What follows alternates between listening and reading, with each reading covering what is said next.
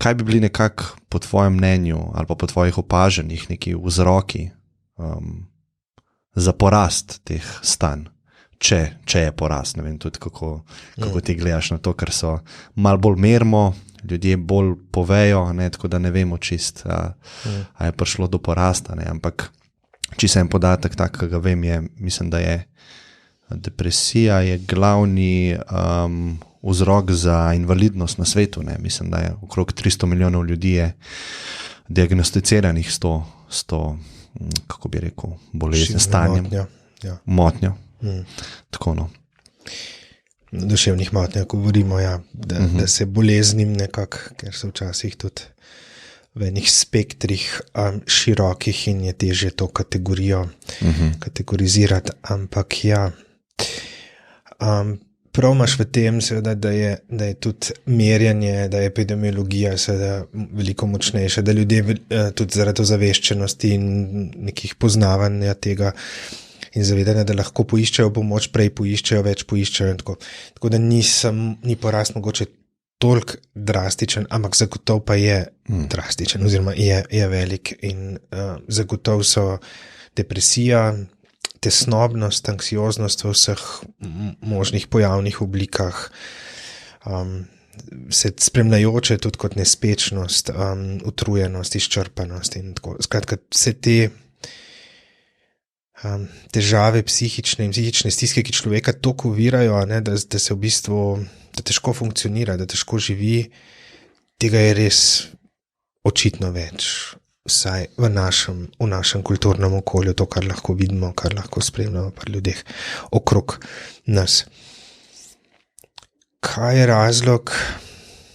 Mislim, da je seveda več in da postavil bi tako eno tako osnovno misel oziroma ena razlaga, skozi katero jaz najbolj razumem to, kar se dogaja, je, da se stik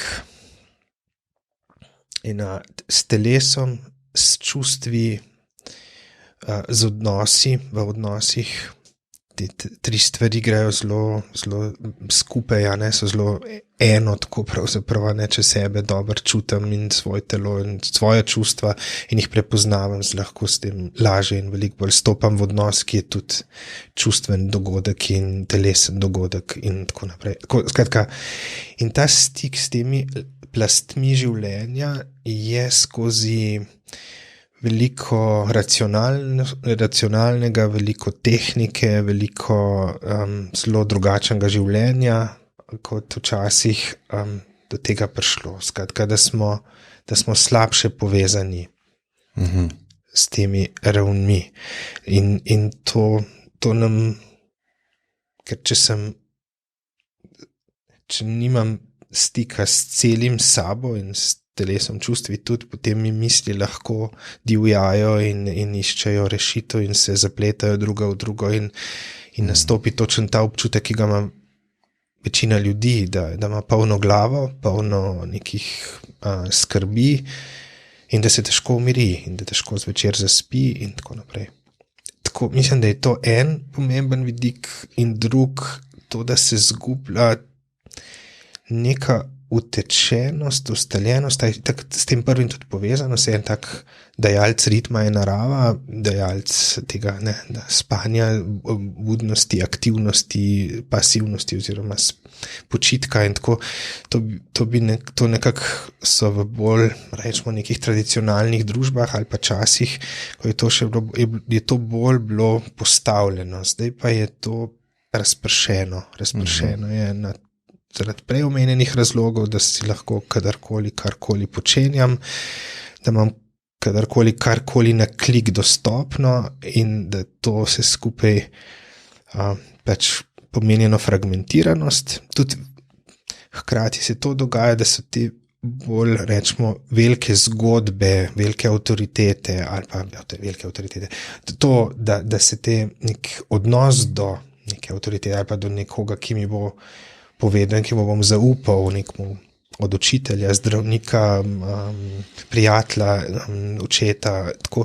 Vse to je ošibljeno in mislim, da to skupaj, da je človek veliko slabše prizemljen, veliko bolj razpršen in hkrati še veliko manj opor ali referenčnih točk ima pri tem. In to združimo in dobimo sodobnega človeka, se mi zdi, oziroma našo vrženost v to, ne? Da si, kot sva prej rekla, slabo reguliram ali pa fanatično reguliram svoje telo, saj to je samo drug ekstrem istega. Kaj to pomeni? Da recimo, ne vem, se pa ni problem samo, da se nič ne ukvarjam s telesom, ne, lahko se zelo ukvarjam s telesom, ampak še vedno je ta naraven stik s telesnimi procesi, z utelešenostjo svojo, z čustvi, ki so v njem lahko šibak. Tudi če se z ekstremnim športom ali pa ne vem, se vsak dan v fitness studiu nekako poskušam biti karkoli močan, lep in tako. Tako, mislim, da so te komponente, da je to vseeno lahko ošibljeno, ne, tako, kot smo prej rekli. No in to skupaj zdi, da vodi v en še dodatni, itak je družba v celoti bolj v racijo kot v čustva in doživljanje usmerjena, potem pa še, če sem znotraj tega zgubljen, bom pa še hiperracionaliziral, še dodatno ali hiperrefleksiral na vse. Tako da, in se potem točno to zgodi, ja, da ljudje počutijo, da so popolnoma zgubljeni v svoji glavi. Pa če greva probava iti na začetek, prvi vzrok, a bi lahko rekla, da način življenja, kot je, v katerega sem jaz dan kot nek posameznik, me sili zaradi vrednot, zaradi ne vem, vsega, kar dobivam, vseh impulzov iz družbe, me sili v neko neravnovesje psihično. Ja.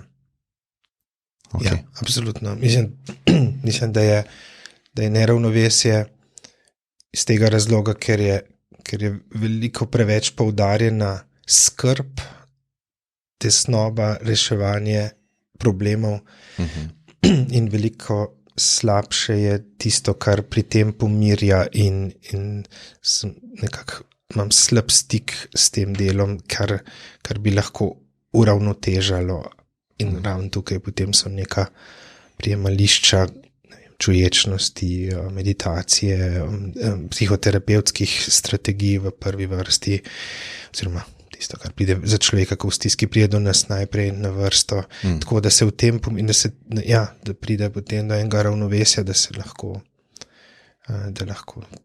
zaživi, da se iz teh klešč potem simptomov, težav, ki sva jih prej omenila, ki so tako obče prisotne, ki zahtevajo tako ogromen davek, da toliko ljudi depresivnih, toliko ljudi anksioznih, toliko zdravil porabljenih, toliko dni izgubljenih, toliko trpljenja zaradi tega. Tako, mislim, da je to. Kaj pa zdaj omenila sva depresijo, anksioznost, prej sva tudi psihoze omenila, ne? Kako je to dvoje povezano? A je to na nekem spektru v ekstremu, pride do psihoze zaradi nekih ekstremnih depresivnih epizod ali pa anksioznih epizod, ker mogoče se to pol zdravja, recimo depresija pa anksioznost z nekimi neoptimalnimi mogoče stvarmi, recimo alkoholom pa zlorabo kakšnih stvarem. Kako sta te dve stvari povezane? Kje je v bistvu psihoza? Kdaj pride do tega? Ja, psihotično stanje je tisto, v katerem pravzaprav se mi ukine običajna zunanja realnost, kjer nekako odklopim jo, ker je pretežka, ker je nerazložljiva mi, ker ne morem z njo, jo ukinem in zaživi ena druga zgodba, druga razlaga za vse skupaj. Tako običajno tudi ljudje, ki doživijo psihozo, doživijo, da namreč je neko predhodna teža, tesnoba, negotovost in potem se razodane ali pa odpre to, razumem, proti meni si, ali pa je neka organizacija. Neka zgodba, ki bi opisala lahko to doživljanje. Tako, ki v bistvu vznikne vznikne, tako kot je en fant rekel pred leti, to je ena zgodba, ki jo skonstruiram iz ene nerazložljivosti, iz globoke tesnobe, vrženosti pred smrt, kot je sam rekel, in potem skreiram zgodbo, v kateri se potem zgubim. Razlogov je ogromen, veliko, zaradi katerih lahko to pride. Nekateri ljudje so nagnjeni v to smer, da se jim to hitreje zgodi in manj stresorjev rabijo, ampak v nekih ekstremnih ali pa neugodnih pogojih je pa velika večina ljudi bo prešla v to.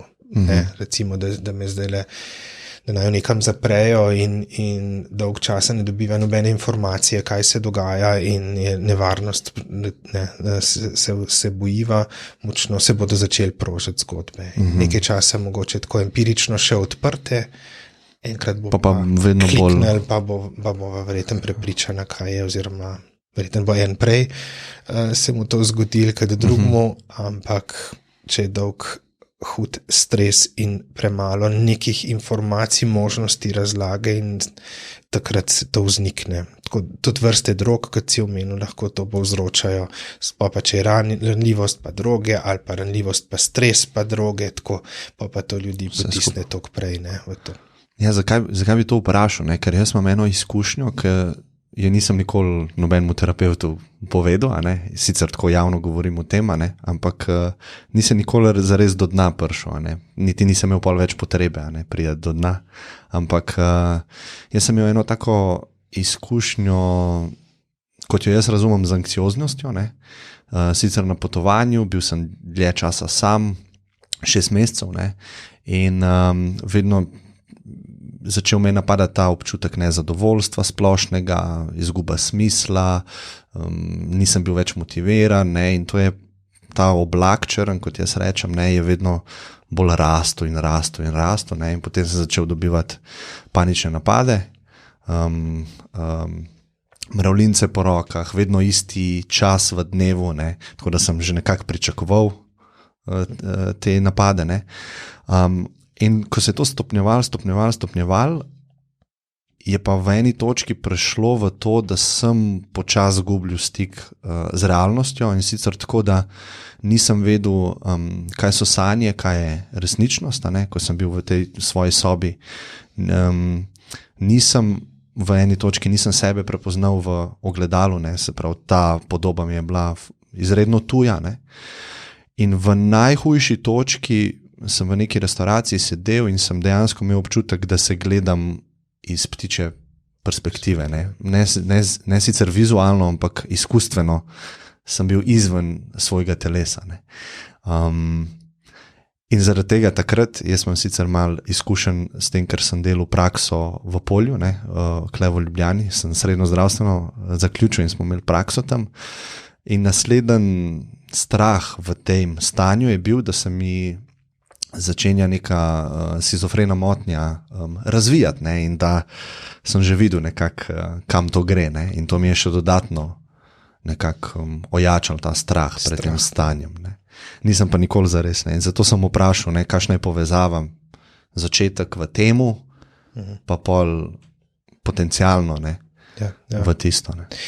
Je v bistvu si lepo nazorno opisal en tak možen prehod v psihotično, oziroma ti si obdržal očitno v tem, ni ta zgodba te prevzela, te ni povsem posrkala, bili so pa neke odskočne deske za to, bila je potencial. Ja, nek potencial za to,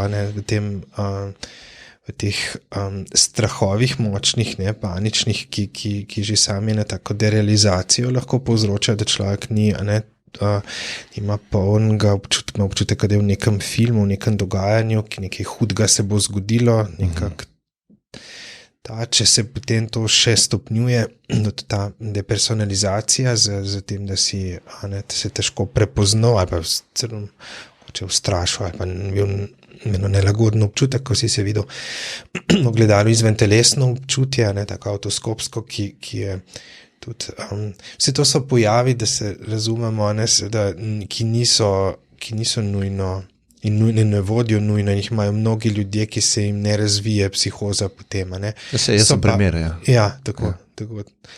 So pa tisti, kjer se lahko, kjer ravno prihaja do teh nekih razcepov, disociacije, med mano in svetom, med sabo in sabo, med mojo običajno zgodbo in neko drugo potencialno zgodbo, in tukaj znotraj se lahko, če so neugodni dejavniki, skupaj se zloži to v eno polno zgodbo, ki pa potem, tako kot je ta fant rekel, ki se potem v zgodbi izgubi oziroma ga čist preplavi.